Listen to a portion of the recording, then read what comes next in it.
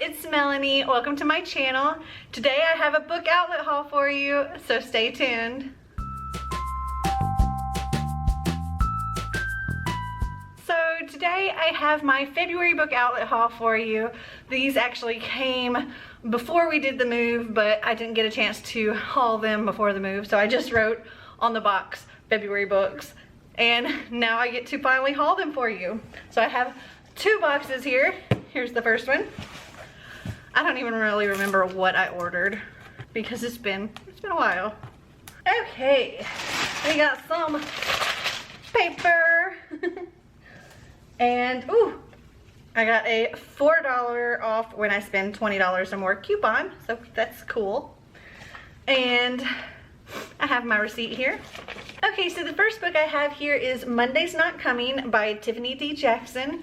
And I got to meet her at, I think, the Decatur Book Festival, and I think again at Y'all Fest. I don't know. There was like two different things that I saw her at. Anyway, Monday's Not Coming is about a girl named Monday Charles who goes missing, and the only person that ever seems to notice that she's gone is her best friend. And her mother's not giving her any answers, her sister's not giving her any answers, and her best friend Claudia feels like she's the only one that seems to care or notice that Monday is missing, and tries to find out what happened to Monday and where she's at.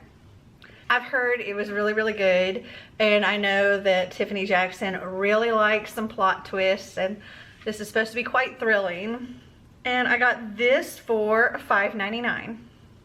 Okay, next up we have Midnight Jewel by Rochelle Mead, and this is the second book in the Glittering Court series, which is a fantasy series based in, I think, Elizabethan time, and it's about this countess who poses as her servant to escape a prearranged marriage, and then she finds herself swept up into the Glittering Court, which takes impoverished young women and turns them into high-class ladies ready for wealthy marriages.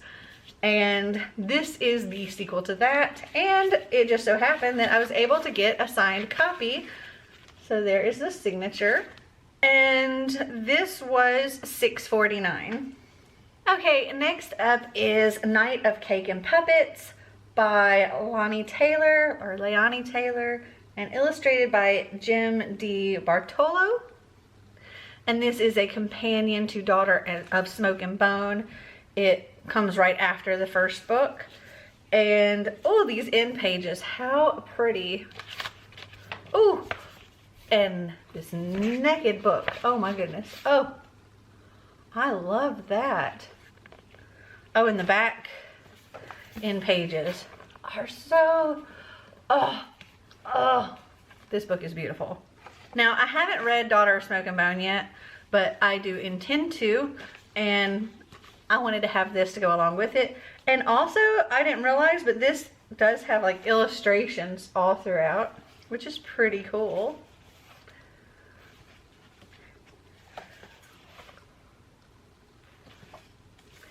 And I think that I can read you what it says here, because it's just like this tiny little part that's not mentioned in the story, and so this is kind of a side thing. But it says here, life doesn't need magic to be magical, but a little bit sure doesn't hurt.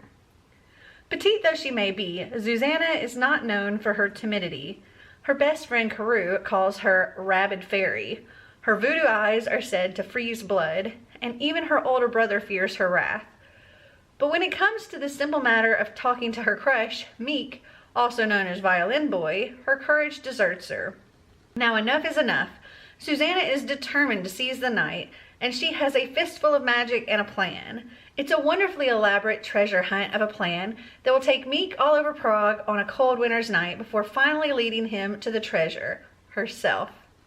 Violin Boy is not going to know what hit him. New York Times bestselling author and National Book Award finalist Leonie Taylor brings to life the funny, romantic, and magical first date of fan favorites Susanna and Meek. Now in print for the first time, featuring breathtaking illustrations by Jim DiBartolo, This companion tells the story of a night only hinted at in the Daughter of Smoke and Bone trilogy. A perfect love story for new and old fans alike. And I'm just in love with how this book looks. Anyway, this was $4.39.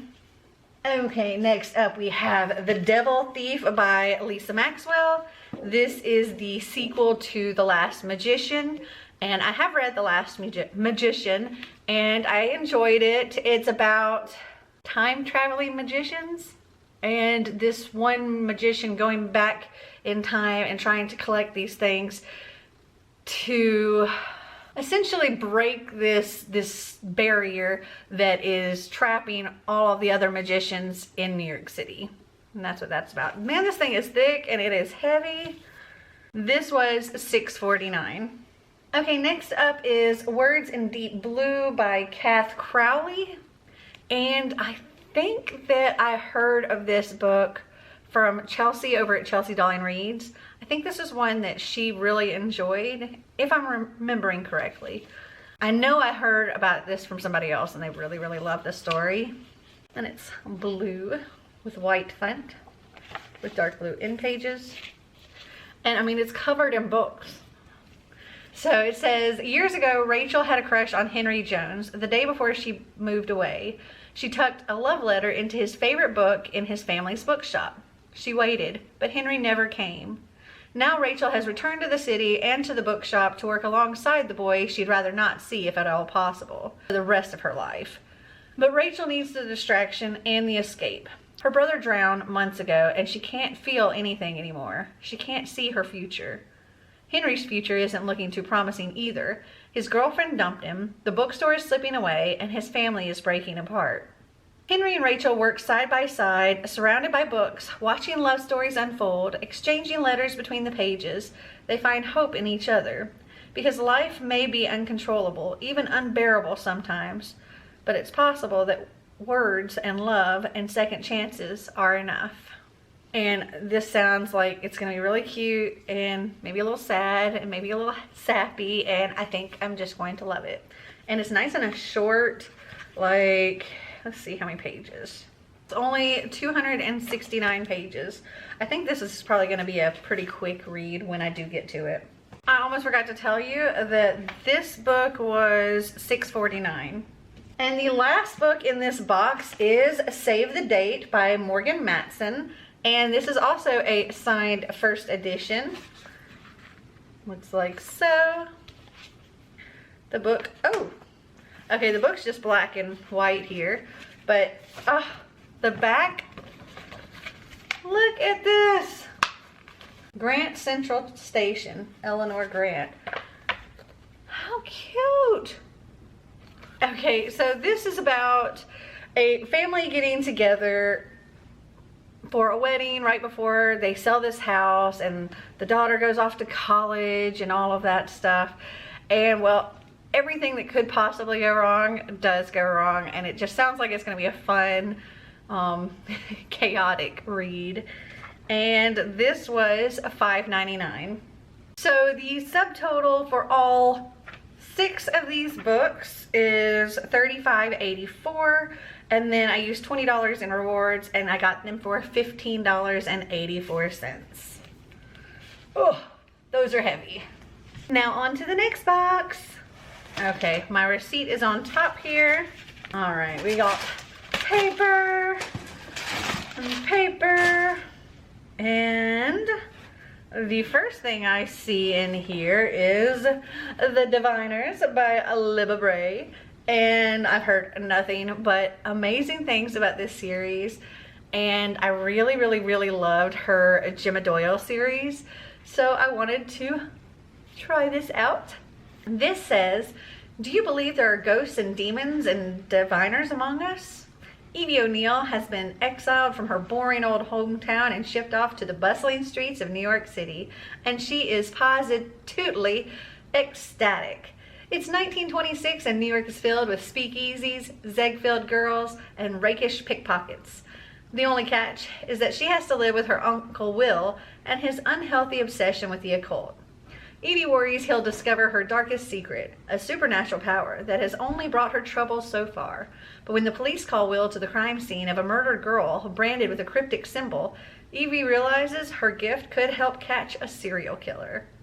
As Evie jumps headlong into a dance with a murderer, other stories unfold in the city that never sleeps, and unknown to all, something dark and evil has awakened. Which, I mean, this does give me that whole Gemma Doyle vibe, so I think I'm going to really enjoy this. I really liked her writing in that series, so I'm looking forward to reading this. And this was $3.29.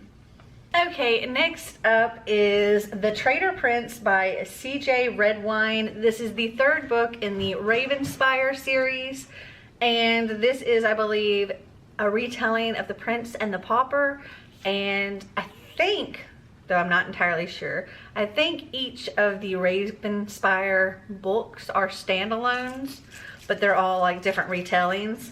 Sasha is trying to eat the tape off the box. Go on, Sasha.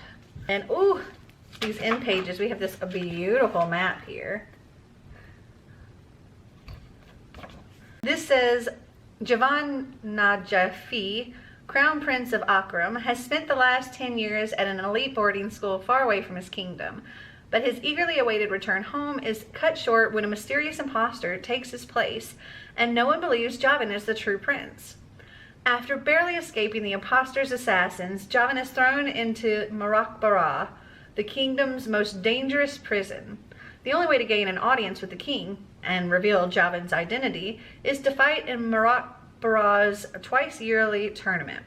But winning is much harder than acing competitions at school, and soon Javan finds himself beset, not just by the terrifying creatures in the arena, but also by a band of prisoners allied against him, and even by the warden herself. The only person who can help him is Sajda, who has been enslaved by Marakbara's warden since she was a child, and whose guarded demeanor and powerful right hook kept the prisoners in check. Working with Sajda might be the only way Javan can escape alive, but she has dangerous secrets. Together, Javan and Sajda have to outwit the vicious warden, outfight deadly creatures, and outlast the murderous prisoners intent on killing Javan. If they fail, they'll be trapped in Marakbara for good, and the secret Sajda's been hiding will bury them both. And I love a good retelling, so I'm excited about this one too. And this one was $6.49.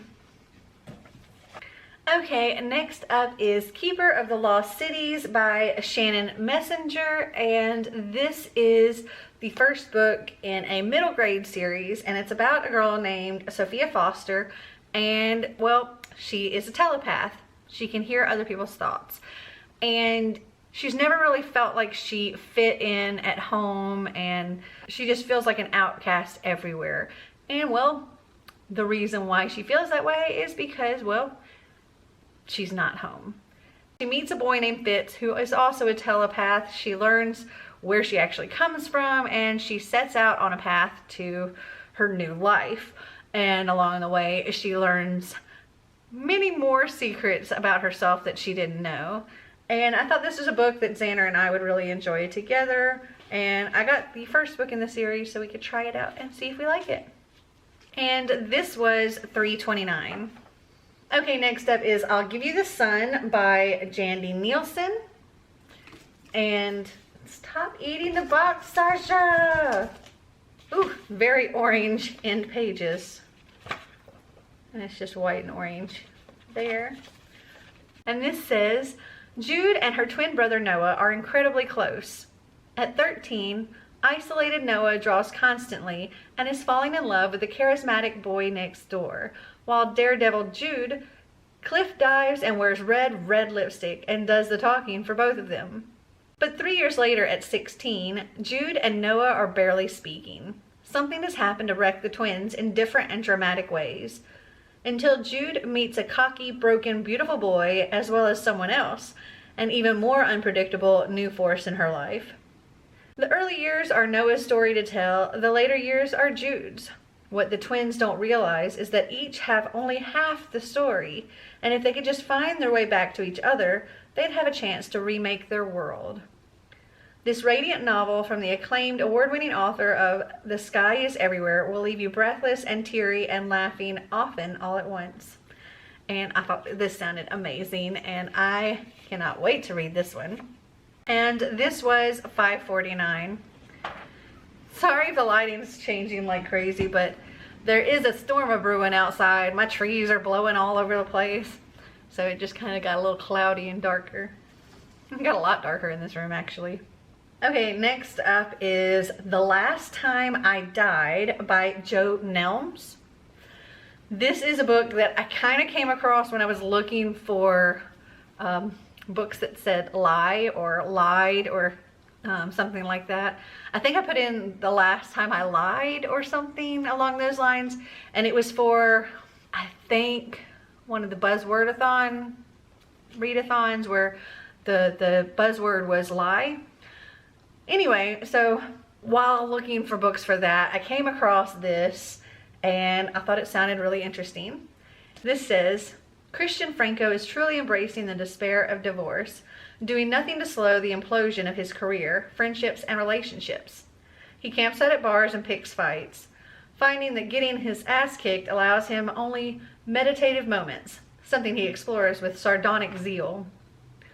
9 years of his childhood are entirely repressed, a consequence of his father killing his mother when Christian was 8. But a single clear memory resurfaces when Christian is beaten to death in a bar brawl, a memory of his stoop in Brooklyn, his father in the back of a cop car, and his mother being wheeled away on a gurney. He is resuscitated and he craves more memories. What follows is Christian's increasingly desperate means to kill himself and be revived, slowly piecing together snapshots from his childhood to understand how this rediscovered self-knowledge could make his wife come back. Alternating between heartbreaking memories of a happier time, Christian revels in the underbelly of New York City in a spectacular downward spiral.